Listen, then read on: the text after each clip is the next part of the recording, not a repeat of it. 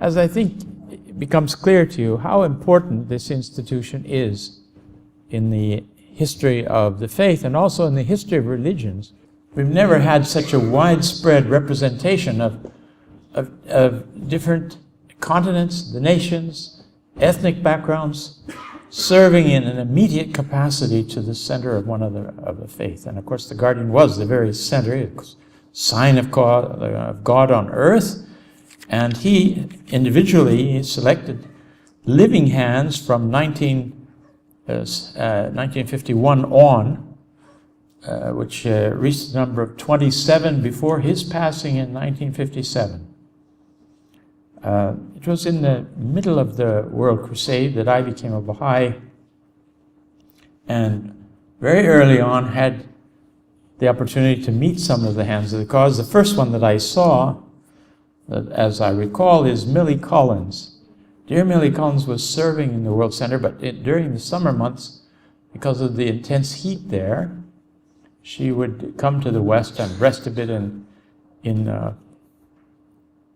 Arizona, and then oftentimes travel on to visit friends, the Baha'i friends in California. One morning, without realizing it, I was at a youth class studying the faith in the Los Angeles Baha'i Center, and they said that a hand of the cause is meeting with the local assembly upstairs, and she'll be coming down shortly. And so when she came down, we all lined up to be able to just see her. She was very gracious, but was also moving rather rapidly. But I remember the impression of seeing such a radiant face. The woman was all light. She just shone.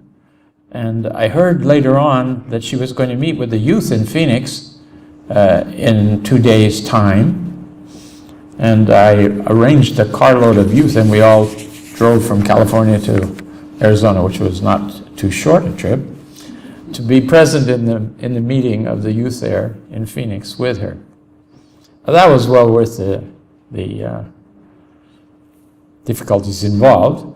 And she came into this meeting, and she immediately began speaking about Shoghi Effendi, how dear Shoghi Effendi was, and how kind he was to her, and how she was so honored to be living in the Master's house. Shoghi Effendi had invited her when he appointed her a hand of the cause and brought her to the Holy Land, invited her to live in one of the rooms of the house of Abdul Baha. When she spoke about the guardian, she started shining like a light. The lady had very thick glasses anyway, Millie Collins, and between the big luminous eyes that she had, when she turned the full light on, they were like searchlights. I had never seen anything like that in my life, and was very attracted to it. And she told some beautiful stories about the guardian and his humility and his kindness. And they would have meals with Shoghi Effendi in the evening with the pilgrims, the other hands of the cause, together with the pilgrims who were present in the Holy Land. And she was a woman who came from a wealthy background, and she was able to contribute money to the cause of God that the guardian used to purchase the temple site on Mount Carmel, and also to buy different ornamentations, one of which was a large gate that Shoghi Effendi acquired here in the United Kingdom and had shipped to the Holy Land.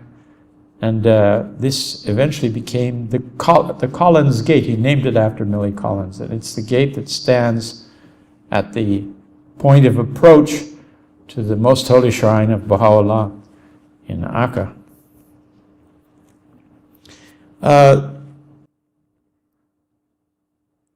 I had the bounty of being appointed in 1963 to the auxiliary board.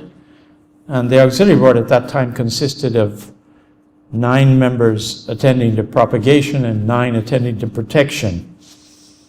And I was quite young, but I had been serving with my wife in an Indian area in Nicaragua.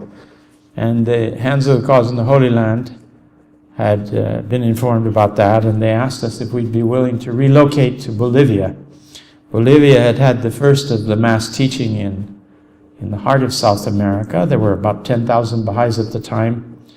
And dear Masud Kamsi, who was the board member there at that time, needed to return to the cradle of the faith, to Iran, because of various business responsibilities. He'd been out there quite a while and had incurred debts, and so he had to go back he came back later and incorporated into the activities once more. But at that time we arrived ourselves, Marilyn, my wife Marilyn and I, moved down through this, visiting Baha'is through the Central and South America until we got to Bolivia. And shortly thereafter, in those first stages, my activities were directed by the hand of the cause, Zekrul Khadim. His picture was here, although we didn't hear the names of the various hands. He was from the cradle of the faith, but he'd been serving in North America for some time.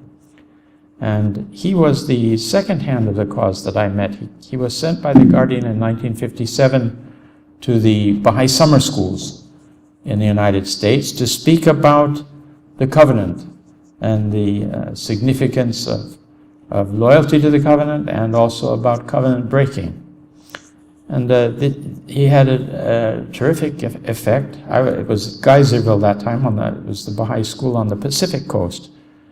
And we were Baha'i youth that were there. I remember the marvelous talk he gave about the covenant. And afterwards he sat under what was the great tree at Geyserville. It had picnic tables under it. And he sat with the youth. And from his own experience, he began counseling us, offering ideas to us. What we were particularly struck about, he said that you should memorize the teachings of the faith, memorize the writings of the faith. So some of us were brave and asked him, what did he suggest we memorize? And to our astonishment, he said the Kitab-i-Gan, the Book of Certitude, would be a good place to start. And then he suggested the tablets to the kings. He saw our apprehensions growing, I think. Finally, he came to the point where he said, you could start with the Tablet of Carmel. Well, the Tablet of Carmel, some of us knew, was 6 or 7 pages long, and that already seemed like a very onerous task. And he told us that the friends, the youth in Iran, many of them had memorized the Kitab-i-Aqdas, the Kitab-i-Gan, the Epistle to the Son of the Wolf, the Tablets to the Kings. All of it seemed totally beyond our comprehension, not having had the custom of memorizing lengthy passages of any sort in schooling in the West. Dear Mr. Khadim came to Los Angeles. He visited there for a brief period, carrying out some activities that Shoghi Effendi had assigned to him. And I had the bounty, I had a car and I had free time. I was an actor at that time in films and had access to some of the studios. And I drove him around to his different appointments, and then had the opportunity to take him to a film set where a cowboy movie was being filmed. And I tried to situate him in a position where he could see a bit of what was going on without being directly involved. There was a mine shaft being filmed. The camera was at this end, the mine shaft was there, and the heroes and heroines were running out of the mine shaft, but their enemies were supposed to be shooting at them from what I thought was behind. We were at a side passage of the mine shaft, out in the open air, but under some lights and things. And I remember the thing started, and when the moment came, the moment of truth for me, the cowboys ran to that place, lifted up their guns, and shot directly at Mr. Khadim and myself. Of course, they were blanks, but the impression was quite. I thought I had unintentionally offered in martyrdom one of the hands of the cause. Mr. Khadim was very gracious about it. We tripped over some of the lights, and they suggested we move out of that area. He met with the Baha'i youth, very encouraging to the Baha'i youth in in the Los Angeles area, and he went on to the other schools. Shortly after that, Dr. G. Carey, with his wife and with the widow of the Hand of the Cause, Mohammed Varga, let's see, Varga the father, that is Baliola Varga, that's right, Baliola Varga. And that was a lovely visit too. And he, of course, had been very closely associated with Shoghi Effendi at the World Center of the Faith, and was one of the hands of the cause in the Holy Land, and associated with what was Shoghi Effendi had appointed as the International Baha'i Council, member at large of that body. So he had wonderful stories, and he also spoke about the beloved guardian and his qualities. And you know, when the hands met and discussed about the future of the institution of the hands and whether there should be some way to appoint hands or not, and they said, well, what are the essential qualities of the hands? And they all examined the whole body of hands that was there, and they couldn't find any. Everyone was different, entirely different, quite unique. That the one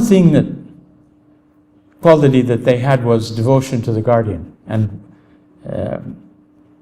instant support and obedience to whatever he asked of them. And that was what they saw as the only common characteristic that they could find. Among them, there was an illiterate, there were tribal background people, there were doctors, there were scholars, there were housewives, there were all level of individuals, but who had been engaged in the teaching of the faith. And Shoghi Effendi had been named for various reasons, some for their character, for their saintliness, some for their writings and defense of the cause, some of them for their lengthy travels serving the cause. Very interesting analysis that they made. But in the end, they said it was this devotion. After that, I had a chance to meet Mr. Kharam again in the United States. I met Horace Holly at one of the Baha'i conventions, the convention that was held just after the passing of the guardian. The previous year I'd been to the National Convention for the first time, and then again in 1958. And we had this marvelous conference, one of the conferences called by Shoghi Effendi at the midpoint of the crusade, to celebrate the victories of the first 5 of the 10 years of the crusade. And the representative of the beloved guardian at that conference, named by Shoghi Effendi before his passing, was Dr. Ugo Giucari. You can only imagine the poignancy of the moment when the chairman of the National Assembly announced that the representative of the beloved guardian had just entered the hall, and we all stood and we all wept. I'm afraid we're just thinking of, he himself was tearful that representing the guardian, and the guardian had passed away, and the messages that he would have given them to present to the conferences had been withheld, so to speak, because he passed on his way. But they had the map of the achievements of the midpoint of the crusade, and another map of supplementary achievements that the guardian had made just in those brief days that he was here in London before his passing. And they showed those and talked about those victories. It was a marvelous event. Mr. Holly was also present on that occasion. Then, after that, I had offered to pioneer. I was a youth, but first they told me you better get a bit older before you go. But in the end, just when I was 21, I was able to go to Nicaragua. And I went to this remote corner of Nicaragua, and I thought, I'll never see any of the hands of the cause again in my life. And as it was, they came one by one and visited Bluefields, Nicaragua. They really moved heaven and earth traveling around during those 5 years. Dr. Jikari himself came and stayed several days with me. Ina Kolinga came. Dr. Featherstone, Mr. Featherstone, Collis Featherstone, Dr. Muhajir, all spent time in the what was called the Mosquito Coast.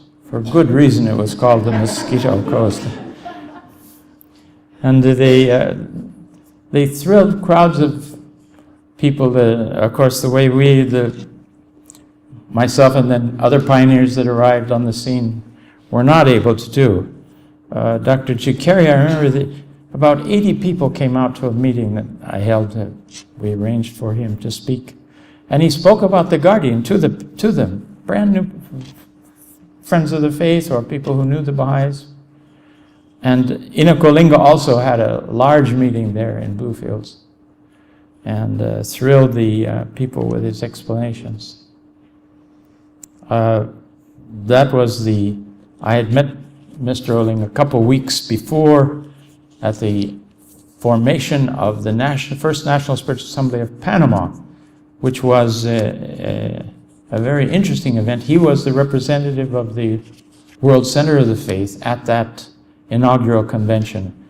And after that we were able to, I was able to travel with him a bit inside of Panama. We took him to the Panama Canal, and he told stories about Shoghi Effendi while he was looking at the ships passing through the canal. And they were thrilling stories. I didn't know that he would be able to come to where I was residing, but a couple of weeks later he arrived on the scene in Bluefields. And I took him by canoe and small motorboats to a place called Pearl Lagoon, which sounds very romantic, as long as you forget that it's on the Mosquito Coast. And he dedicated a Baha'i center in a village where we had been teaching the cause, and a number of people had become Baha'is, and they had volunteered to make a kind of a large basket, which became the Baha'i center of Raitipura, as it was called then. And he was so inspiring to all of us, and said that he had originally wanted to pioneer to the Central American coast when the crusade had begun. But the Guardian had sent encouragement to the local assembly of Kampala in Uganda that he hoped that its members would arise. And indeed he did arise, and he went as a pioneer with several other Africans to the west coast of Africa from Uganda, which was defined by Shoghi Effendi as the heart of Africa. And Mr. Olinga settled in the Cameroon. He opened the Cameroon. He became the Knight of Baha'u'llah for the Cameroon.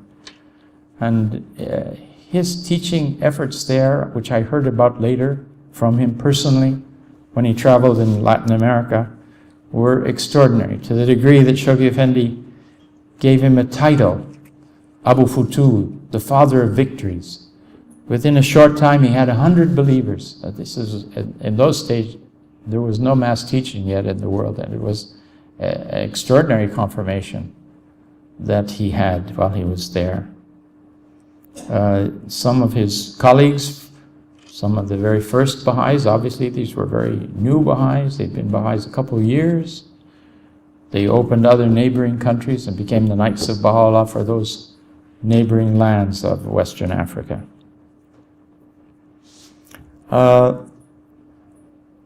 We were in South America for a time. As I say, my activities as a board member were directed by Mr. Qadim, and then Mr. Qazi, the hand of the cause,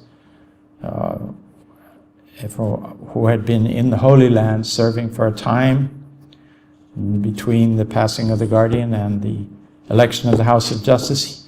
He settled in South America. He was there for 5 years, and we had a wonderful close association with this gentleman who was one of the last of the hands named, and he had been traveling at the instructions of Shoghi Effendi to all the Baha'i localities of Iran. He was several years going from village to village where there were Baha'is and encouraging them. Mr. Qazi was a very interesting man. He was a military man, and he had been trained as a veterinarian, and so he was assigned in the military as a governor of several tribal areas. He had had the rank of colonel in the army. And he himself told a story. He said that the Guardian had suspended pilgrimage from 1941 to 1951 because of on the one hand, the violation of his family members in leaving the cause, and on the other, the very precarious state of the Holy Land of Palestine and the future coming into being of Israel.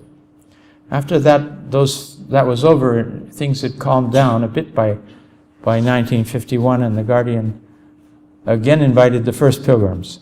The first pilgrims to come from the east at that time were Mr. Qazi and Mr. Khadim, both of whom I've had association with there in the past.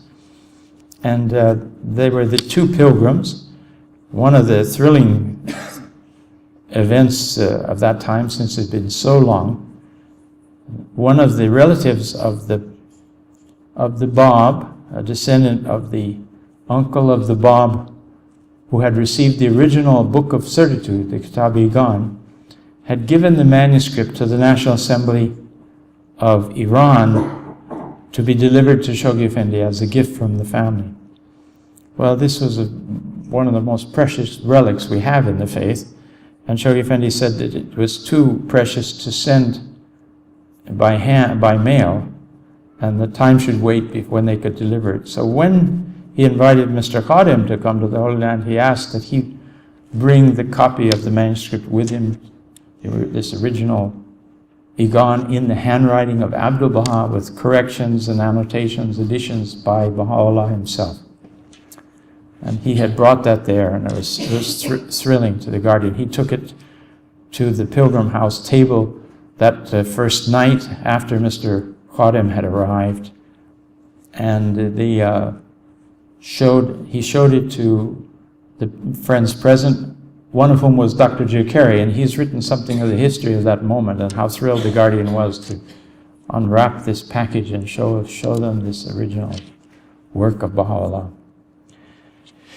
Mr. Qazi said that he very much wanted to go on pilgrimage, but that there was presented a challenge to him because he had heard that the beloved Guardian could read your mind, and he said, I wasn't sure what I might think while I was there, and it made me a little apprehensive. So he went to Mr. Furitan and spoke with Mr. Furitan about this, but at that time Mr. Furitan was a hand of the cause himself, one of the first hands of the cause, and he said that he should trust in God, he should make the pilgrimage, he'd been invited, not to worry. The Guardian had great insight, but he wouldn't be embarrassed or nothing would happen. He thought that things would be okay, and Mr. Qazi said, well, he thought he'd take the chance. He wanted very much to go on pilgrimage. So he came, and he said the Guardian had put Mr. Khadim and myself in the Eastern Pilgrim House, which is very close to the shrine of the Bab, just a walk from there. And in the afternoon, the Guardian's custom with the Eastern pilgrims was to drive up to the Pilgrim House and meet the pilgrims and then walk with them to visit the shrines. And that was a very blessed experience for the Persian men. The Persian women, in the meanwhile, were down in the master's house meeting with Ruhiyat Khanum, and after Shoghi Effendi finished visiting with the Persian men, he would return to his home and he would have a time with the Persian women as well. Mr. Qazi said that everything was going all right. We were walking towards the shrine, and Shoghi Effendi was speaking about various things as we were walking. And at one point he began praising Mr. Kadem. About 2 lines, he said, into this praise, Mr. Kadem fainted. So now the guardian's, Mr. Kadem's on the ground, the guardian's down on his knees, he's lifted up Mr. Kadem's head and is stroking his brow and trying to revive him. And Mr. Kadem opens his eyes and sees the beloved guardian right there and faints again. Mr. Kaze never said it, but he was getting a little impatient. I think that Mr. Kadem couldn't seem to stay conscious. So they've got Mr. Kadem up, and he was okay. And they went on to the shrine. And the guardian took them, as was his custom, guided them to the shrine of the Bab. Some of you who've been on pilgrimage, you would visit the shrine of the Bab and of Abdu'l-Baha in sequence when you were there. But in the time of the guardian, he would one day take them to the shrine of the Bab, and the next day would take them to the shrine of the Master. So this was the first opportunity they'd had to visit the shrine of the Bab. And when they were in the shrine, this blessed sign of God went forward himself first to the threshold and chanted the tablet of visitation, which is the prayer that's said in the shrines to attain the presence, if you will, of the manifestations of God, the prophet of God. It was such a beautiful voice calling on this from the Spirit on high, the divine Spirit. And they were standing at the back, at the 2 sides of the shrine, in such a spirit of appreciation that they had the blessing and honor of being there at such a moment.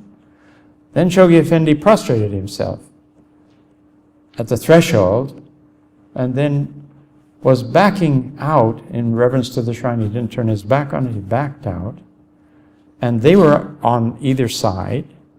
And they looked at each other like, where do we face?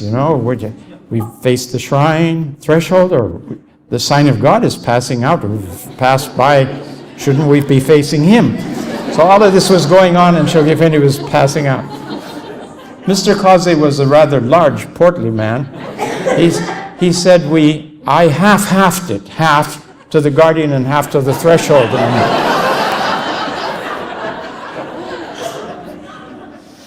Shoghi Effendi went out, they went forward and had their devotions at the threshold, and then they came out. When they came out, he said the guardian had put his shoes on and he was quietly pacing back and forth in the corridor there in front of the shrine as they were putting their shoes on. And he said that, Shoghi Effendi said, the station of the shrine is very great. He said, the friends don't understand the station of the shrine. He said, we knew which friends he was talking about. That's clear enough. So we got our shoes on, and then he began extolling the greatness of the shrine. And by the time we'd come around the front of the shrine, he ended up saying, Baha'u'llah has said that at this point, the resting place of the shrine of the Bab, that the prophets of God, the messengers of God, the saints and heroes of past ages are all circling in adoration around this blessed shrine, Mr. Kazi said, Shoghi Effendi was ahead. He didn't intend to think anything, but he said, good heavens, he said, what's left for Baha'u'llah if everybody's here?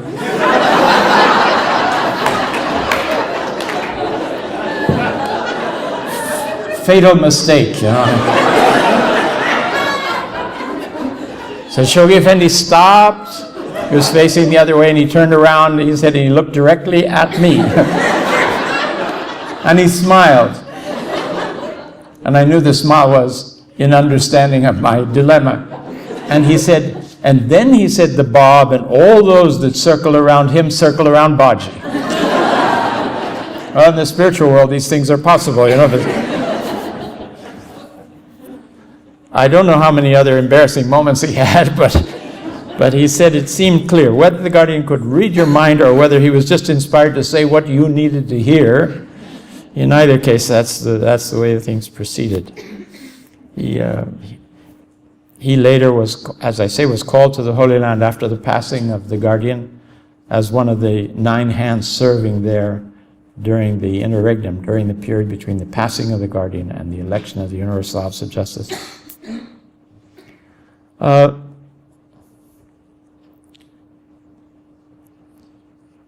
had the opportunity later, I was appointed a counselor in 68, and so was, as it happened, was asked to be free to move around.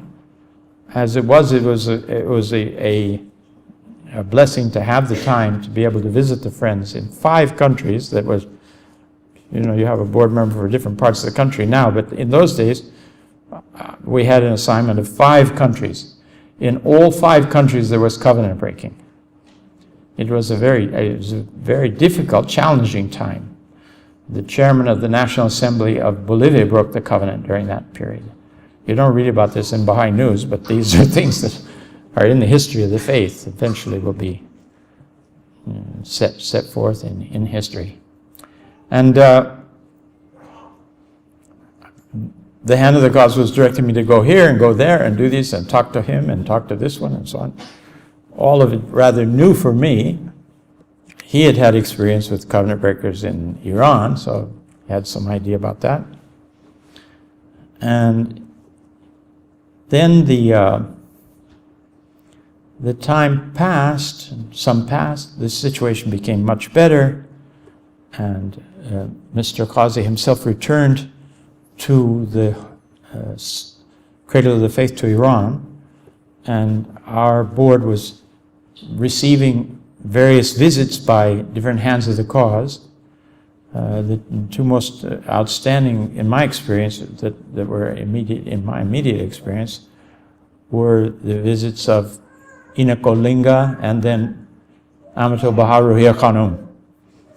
Amatul Baha Ruhiya Khanum came after the dedication of the Panama Temple, 1972, I think it was, and she spent some time in Argentina, especially for the first opportunity she had to visit the resting place of her mother, May Maxwell, who had in her 70s arisen, although ill, but at the call of the beloved guardian for pioneers to go out to these countries and visit the friends there. She came as a traveling teacher, the same route that Martha Root had taken earlier on, down the eastern coast of South America. And she had met Leonora Halsapel in Rio at that time, and then came on to Buenos Aires. And the very night that she arrived, she had a heart attack in the hotel, and she never met the friends in Argentina. But she passed away there, and the guardian instructed the friends about her burial and so on. So it's quite moving to see Ruhiya Khanum there, and she spoke and reminisced about her mother. Ruhiya Khanum has a very tender heart. She was known sometimes for being very proper, because being the guardian's widow and having been the guardian's consort, she was, I think, trained by him and guided by him, and her own instincts were of that nature. She gave a very moving talk there at the graveside about her relationship with her mother. She said her mother was her physical mother and also her spiritual mother. And she said, my plan is that after I die, I'll spend the first 1,000 years catching up with talking to Mama, talking to my mother. Her father was Sutherland Maxwell, who was the architect, as you know, of the Shrine of the Bab.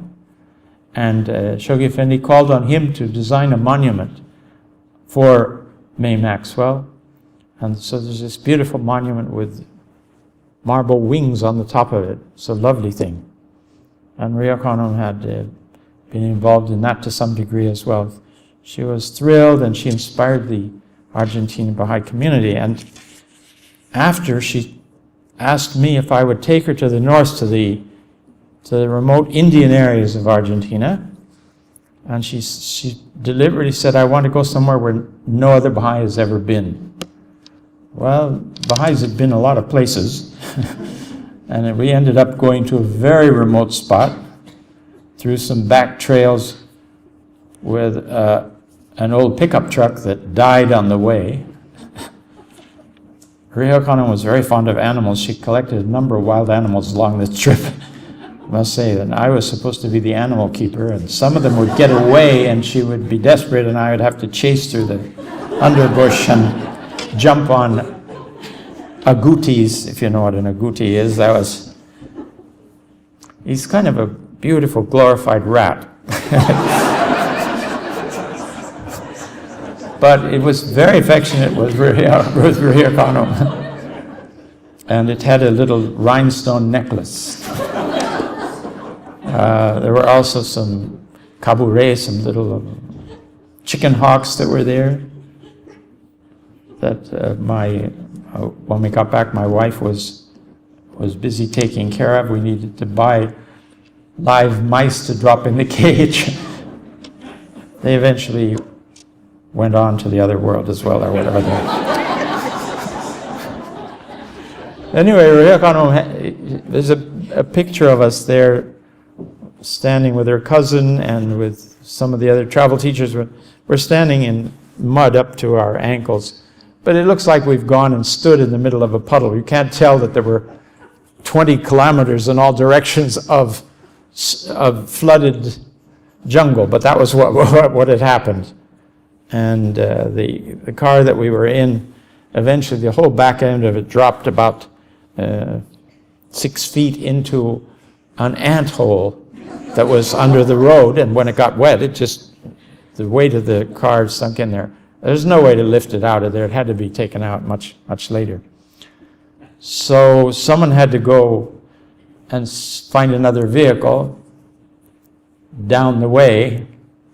The way was, I don't know, I think one of the young Persians and myself walked 3.5, 4 hours to get to a place where we were able to find a tractor with a coupling to take all of us out of the Chaco of the Argentina. In that place, we visited a village, tribal area of the Mataco Indians, and they all embraced the cause while she was there, and she gave a feast, having goats slaughtered, and we had a marvelous feast there together with her. She and her cousin had been sleeping in a small, I'm afraid I have to tell you, it was a pigsty. But there were no pigs in it at the moment. It had been cleared out, and it had a mud roof, and the rest of us were sleeping outdoors. And then the rain came, terrible rain came. She was inside a mosquito net, a Persian mosquito net. That means it has all 6 sides sewn together, and there's a hole with a pipe that you crawl through the cloth pipe, and then you tie it up after you get into it. So she and her cousin were safely in there, and we were sleeping then around her place where she was sleeping out of the rain. The travel teachers and the chauffeur of the old pickup. It was quite a night. In the morning, she got up and fed us pieces of watermelon that we had along, and some crackers, and a couple cans of sardines. I remember she said, you know, it's been a terrible night and we're all dirty. Is there any place where we can bathe? And the people said, yes, if you go down this little trail through the woods, the thorny forest really it was, we came out into this beautiful lagoon. And on it must have been 150 flamingos. This is a kind of like a romantic movie, except like the Mosquito Coast, it had its own special varieties of.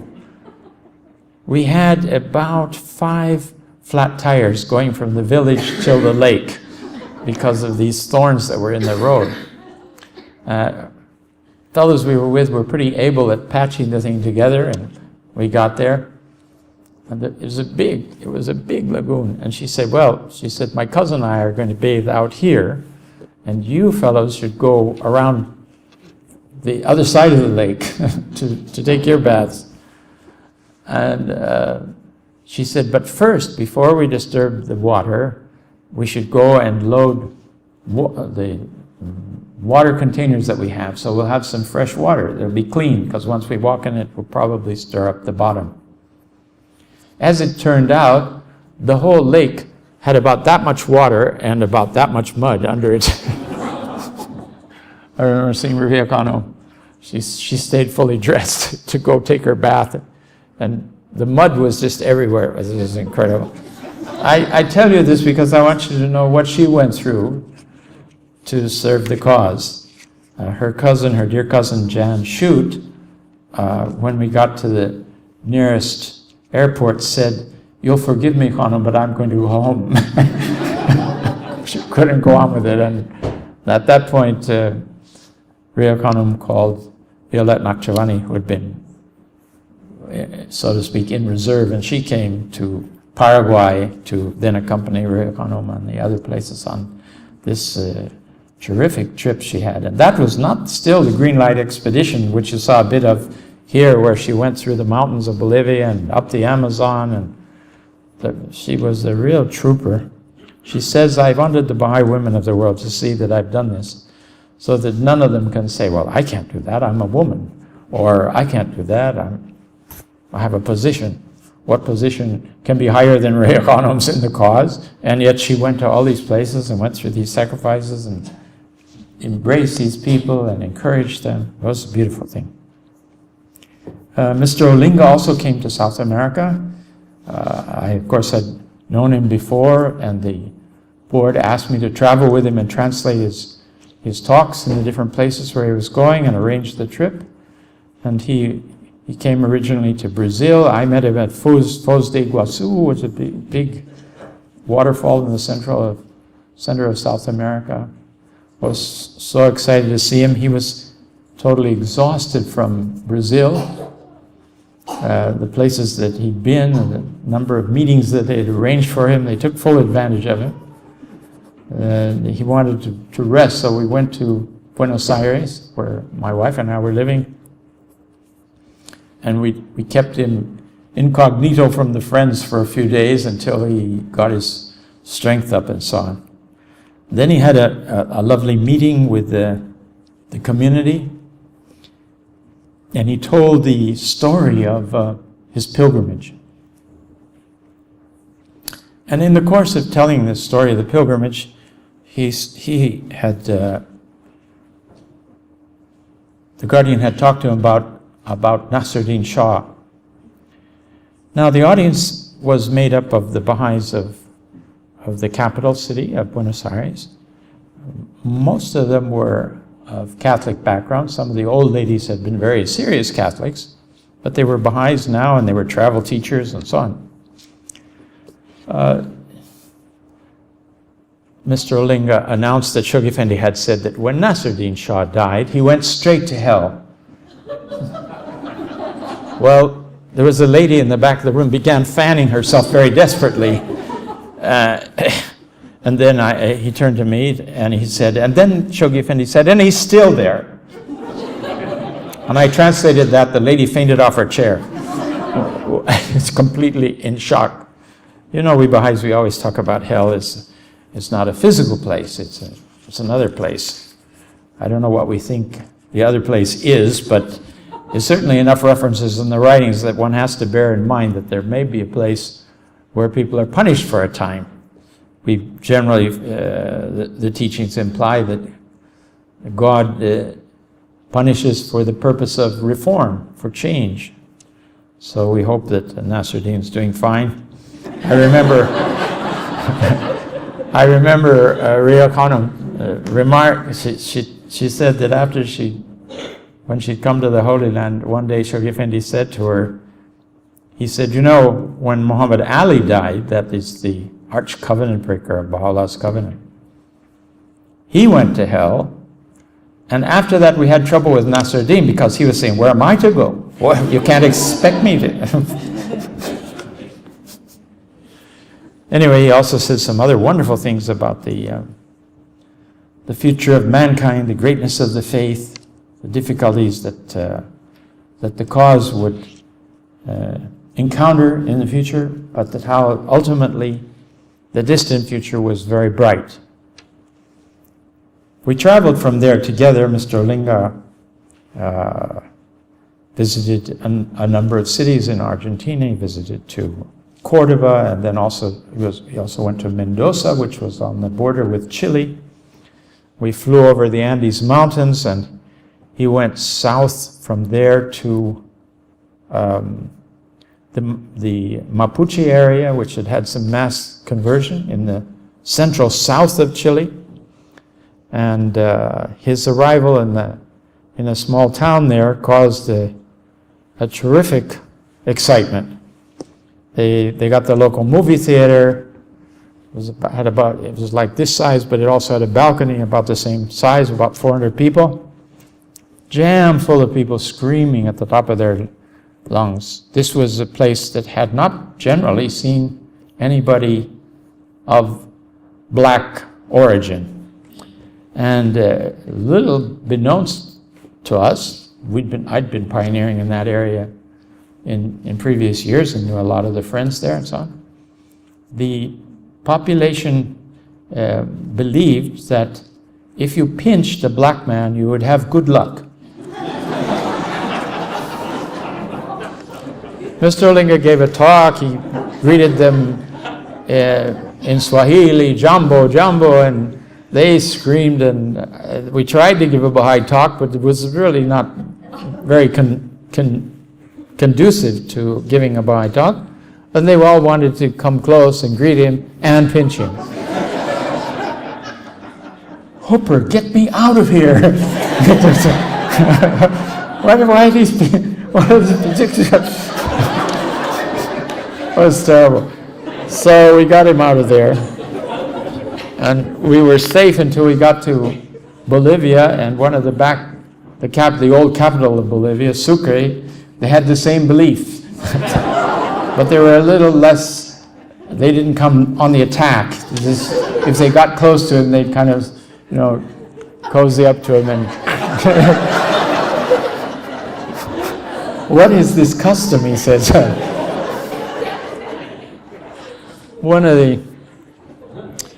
one of the remote villages, tribal areas in Bolivia,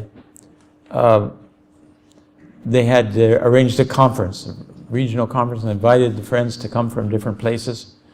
This village was kind of on a rocky hillside, and it had the typical circular stone dwellings with mat roofs and mud roofs, so on. And we went there. We went first by car, and then we went by truck, and went up hours out of the city that we'd left until we arrived at a place where we had to proceed on foot up a dry riverbed. And when we got close to the village, we saw there must have been 200 meters of children with green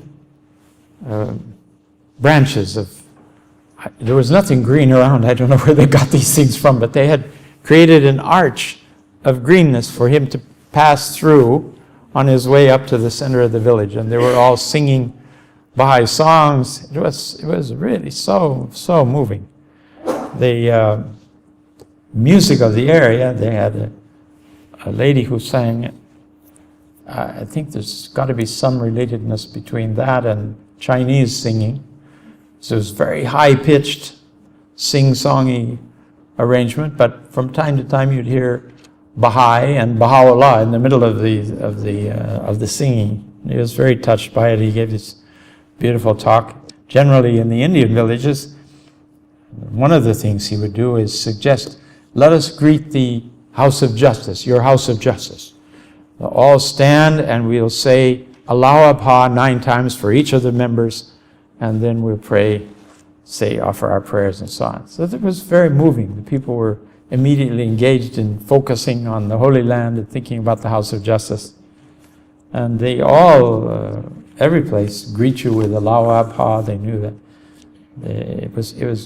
I think it was very moving for him. We came out of there, we went high into the mountains. We slept in Potosi, which is one of the highest towns, certainly the highest airport in the world, at over 5,000 meters. And was a nice little hotel. I met Mr. Olinga in the morning and asked how he was. He said that he was all right. He said, I didn't go to bed, though. I did not want to wake up. I sat up all night and prayed. The air there was very, very thin, I can tell you that. And after that, we went into another remote area, and he met in a Baha'i schoolhouse with the people. A beautiful meeting there. We came out of there on the top of a truck that was filled up with bags of vegetable goods and other things that had filled the whole truck, so that you were really sitting on the top of a very precarious load, holding onto the edges, lying flat if you could, and holding onto the edges of the truck and onto each other to not fall off while you came down this mountain road. And we came to Oruro, which is the central city of the Altiplano, the high plain of Bolivia. And here, Mr. Olinga, we got off and we were introduced to the rector of the university, who said that there was a public meeting arranged. The people were all in the hall. They'd been waiting for us for half an hour or something like that. And that the program was going to be transmitted by the national radio, his talk. And by the way, your talk is about science and religion. So I thought, not a lot of time to prepare for the talk. We went straight into the hall, and he began to give this exquisite presentation, so dignified, so comprehensive. I was taking notes and translating, and as I was taking notes, I said, I'm going to check. I think he's memorized the talk of Abdu'l-Baha. This sounds just like Abdu'l-Baha, but I could never find that. But he told me later, he said in the presence of the guardian had said that he wanted him to master Abdu'l-Baha's teaching approach in the West. You know, study it thoroughly, absorb it, and use it. And I saw that happening over and over in the 3 months that I traveled with Mr. Olinga, country by country. When he was speaking with the Baha'is, he had again the content and tone of the way the Master spoke to Baha'is. To the public talks, and to dignitaries. He had other levels of speech that he gave. He electrified populations. I saw one place in Ecuador. We came off of a bus halfway from the capital, Quito, down to the coast in Esmeraldas, a place called Quinindé. Mr. Olinga got off the bus. Within instant, he had children hanging from both his hands. All types of children came to him, and when the other children saw children were going to him, they all came too. And he was laughing and speaking to them in English. Of course, they couldn't understand what was going on. And then because he was keeping the people from getting off the bus, he moved out into the center of the road. And he began walking down, like the king, down the center of the main road of the town. People piled behind us. Must have been 200 people there in that group walking, and he was greeting people sitting in their homes and on their benches. And everyone was saying, "Who's this? This is an African king. Must be an African king." That was a mixed population, so there were a lot of people of African origin there as well. And they were all very excited. We had a huge meeting that night with a number of enrollments. He had this very intimate experience in the Holy Land during his pilgrimage. The guardian had put him in the Eastern Pilgrim House, there were no Eastern pilgrims there at the time, which meant that Shoghi Effendi came in the afternoons and took him to the shrines alone, the two of them together. And he said he also invited me to come in the mornings to the Master's house, where he spoke to me and taught me. He said it, and it wasn't in an immodest way, and he taught me all things. And some of the subjects he would mention from time to time would make your hair stand up. I don't have any hair, but I did then. About the wonders of the solar system and all manner of information that he gave. He asked him about Baha'u'llah, if he was the universal manifestation for the universe, or for what does it mean? And Shoghi Effendi said he is the universal manifestation for this planet and its peoples that are here, and for those that pass on after death. So that was very, very interesting to him. And he said he talked to me about the development of the plans everywhere and the work of the cause. Now, Mr. Lingo was not yet a hand of the cause, but he did have this title of Father of Victories. And there was several years later that Shoghi Effendi named him in that last contingent of hands as a hand of the cause of God.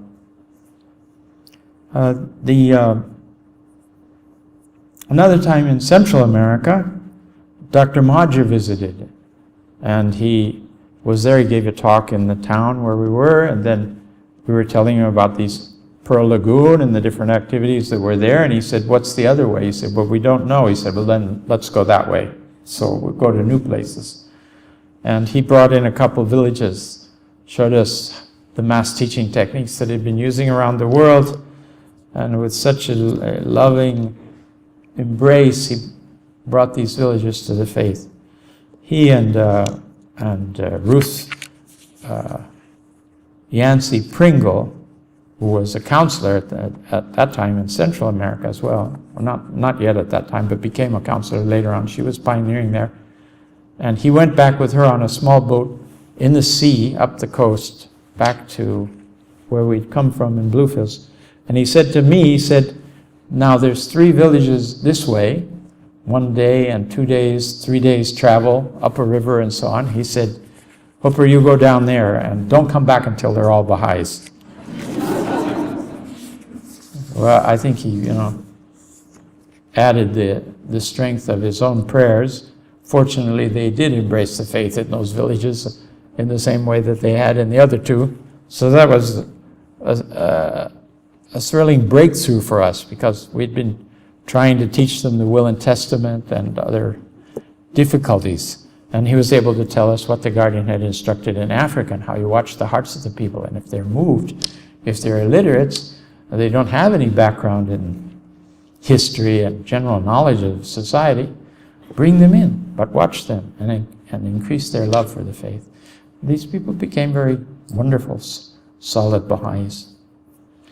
The later history that I have, of course, is being called, as a counselor, I went in 1973 to the World Center, to the convention, and the counselors all met there. They met with the House of Justice. They talked about the future, the establishment of the International Teaching Center. And I was going on to a pilgrimage in the cradle of the faith just after the convention, which I did. And I was there, I was in Yazd at the day the appointment of the International Teaching Center took place. And they had sent the message to Tehran, but it was unsafe in any manner to either call or telegraph to Yazd. So they had to wait for several days till I came out. And I was having a wonderful visit with the friends in Yazd, although they also had to be careful about my being seen with them. And they would give me instructions how to walk in the streets and where I could go and take photographs around the town. And then they took me quietly to the graves of the martyrs, the different martyrs, the 7 martyrs, 13 martyrs, and also a house there where there were some 13 martyrs buried in the town itself, in the patio of a home. And Mr. Zabihullah was the auxiliary board member, was accompanying me during that visit. And one morning we went to the house of Adib Tarzade's father. This is Tar Malmir. He was a great teacher of the faith. He'd been on pilgrimage with Nabil in the time of Baha'u'llah. The stories are in Adib's books, the Revelation of Baha'u'llah, Adib Tarzade's books. You can see there. The house had been shut up for a long time. And as he undid the lock on the door, a little boy was in the alley where we were, and he began shouting to us, "Hune Babi, Hune Babi." It means it's a Babi's house. You know, how can you go near there? Like it's haunted, or it was this. If you open the door, we don't know what'll come out. You know, there was this terrible fear in this child, and he ran along, and we slipped into the house, and he took me upstairs to the room where Adib's father used to have the firesides. In the middle of the night, people would come and sneak into the house, and then they could hear about the Baha'i teachings. This marvelous histories that came out of that. And that gentleman himself became a martyr just some couple of years after I was there.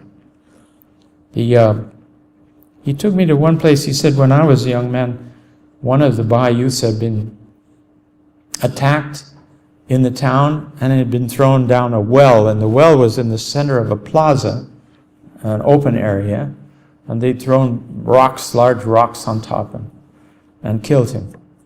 And he said, we wanted to recover the body, but we couldn't recover the body. They waited for one of the very important Muslim holy days. And on that holy day, all the city, everybody would go to a mosque, a special mosque where there was this large wooden structure that they would carry on their backs in remembrance of the martyrdom of the Imam Hussein. And he said, so we had all worked it out, and a group of Baha'is went immediately to the well and lowered a rope down, and he said, I was the youth that went down first. And we had to load the rocks into a basket, and they were taken out until we came to this young man's body. Now this is probably 6 months after the martyrdom. And he said, when I uncovered the rocks from the body, he said, you know, I wasn't sure what we would encounter. The body, it was very dry there. The body was not decomposed, but it was dried. And the fragrance of roses, he said, came out of it and overwhelmed him, the beauty of roses. And they took the body out and they buried it here. And you are standing at the grave there, which then I prostrated myself there, said praise for this young man. Such experiences that they had even in our times. I saw Corinne True in the convention in the United States in 1958. Corinne True was the woman responsible, really, with the instructions of the Master, to build the house of worship in America. She was part of a committee, but she was the liaison between Abdu'l-Baha and the Temple, Baha'i Temple Foundation group that got the house of worship started. And she was quite elderly. She'd been, at the Guardian's request, she'd been to Cuba. She'd been in a wheelchair. She was sent around different places. Amazing lady. She was quite frail, and they helped her to the stage, and she came to the platform, and she looked out with this wonderful smile beaming on everybody, and she said, Allahu Akbar. And now I think I'll sit down.